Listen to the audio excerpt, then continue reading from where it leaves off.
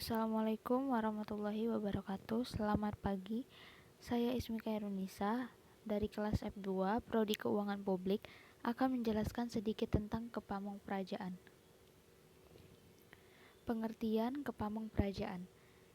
Pamongpraja terdiri dari dua kata, yaitu pamong berasal dari kata emong yang berarti pengasuh atau penyelenggara, sedangkan praja berarti kerajaan, kota, atau negara. Pamongpraja terdiri berarti penyelenggara pemerintahan. Jadi, pamongpraja identik dengan pemerintahan.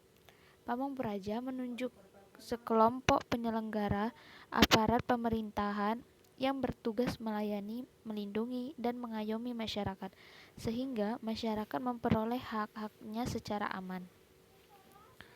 Sejarah Kepamongprajaan. Sekolah Kepamongprajaan di Indonesia telah ada semenjak pemerintahan Hindia Belanda. Itu pun tidak semua orang dapat bersekolah di sekolah ini. Hanya orang-orang dari kalangan tertentu saja yang dapat bersekolah di sana. Dalam sejarah pendidikan pendidikan Pamongpraja pada zaman Hindia Belanda dikenal dengan nama sekolah seperti Ospia, Mosvia, dan MBS. Pada tahun 1879 di Bandung, pemerintahan Hindia Belanda mendirikan Ospia yang pendidikannya selama 5 tahun. Saat itu, kalangan penduduk pribumi menyebutnya Sukola Menak. Maklum, karena murid sekolah itu adalah anak para priai seperti bupati, patih, dan wedana. Murid Ospia adalah lulusan sekolah dasar atau biasa disebut juga dengan HIS. Setelah Ospia, Belanda juga kemudian membuka sekolah yang bernama MBS yang bertempat di kota Malang, Jawa Timur.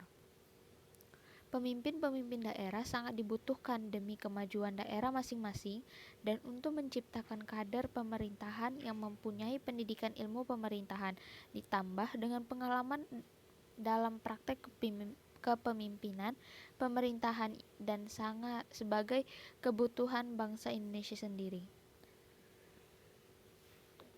Tepatnya pada tanggal 1 Maret 1956 di Malang, Jawa Timur berdasarkan SK Mendagri nomor pendidikan 1/20/565 tanggal 24 September 1956. Didirikanlah pertama kali sekolah Kepamongprajaan secara resmi oleh Departemen Kementerian Dalam Negeri, yaitu Akademi Pemerintahan Dalam Negeri, dengan direktur pertamanya adalah Dr. Rasbio Wurjadiningrat yang diresmikan oleh Presiden Insinyur Soekarno. Kebutuhan akan tenaga aparatur pemerintahan tiap daerah sangat pesat. Maka sejak tahun 1965, satu demi satu didirikan APDN di berbagai provinsi dan tahun 1970 telah berdiri APDN di seluruh Nusantara dengan lokasi sebagai berikut: Banda Aceh, Medan, Bukit Tinggi, Pekanbaru, Jambi, Palembang, Tanjung Karang, Bandung, Semarang, Malang, Mataram, Kupang, Ujung Pandang, Manado, Pontianak, Banjarmasin, Palangkaraya, Samarinda, Ambon, dan Jayapura. Namun, ternyata kehadiran APDN di 20 provinsi mengundang banyak kontroversi dari berbagai kalangan, di mana muncul anggapan bahwa kualitas dan profesionalisme lulusan APDN daerah tidak merata dan tidak seimbang diakibatkan tidak samanya kualitas pendidik dan tidak meratanya sarana dan prasarana pendukung bagi pelaksanaan pendidikan kedinasan. Untuk menyamakan pola pendidikan APDN, dikeluarkanlah Keputusan Mendagri nomor 38 tahun 1988 tentang pembentukan APDN yang bersifat nasional yang dipusatkan di Jatinangor, Sumedang, Jawa Barat. Prospek Pamongpraja.